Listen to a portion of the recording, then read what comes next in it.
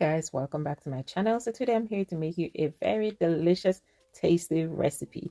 Yes, this recipe, guys, or this dish would have set you back about 50 quid if you go to one of them uptown restaurant, but in my kitchen it only set me back less than a fiver. You get that right, less than £5.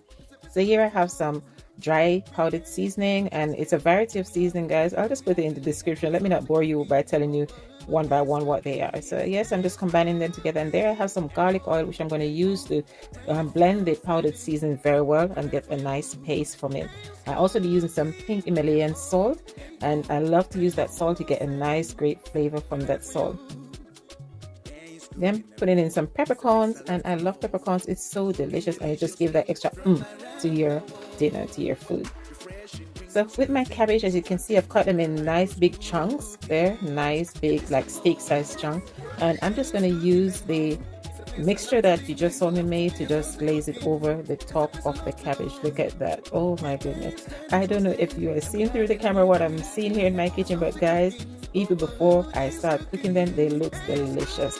So just turn them over on the other side and repeat the same process by glazing the top of them with a nice brush. Then I'm going to put them in the oven for approximately 25 minutes to be baked. So now, guys, let's start on what we're going to have with it. And this is my meat, guys. Yes, this is okra and it's my meat. So I'm just slicing the okras. I'm cutting them like in 4 pieces, one okra in 4 pieces, because that is how I want them to be.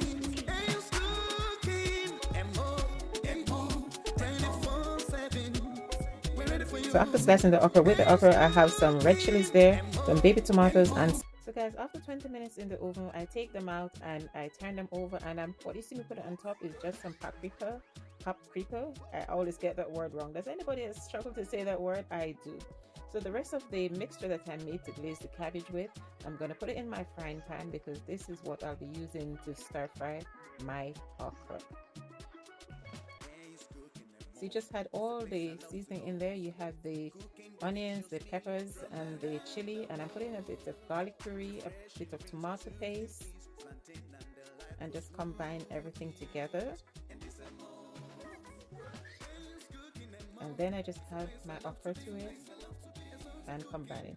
So you don't want to keep the okra on for too long, because you still want to get that punch for it. So I'm only going to have my okra on for a maximum of 5 minutes.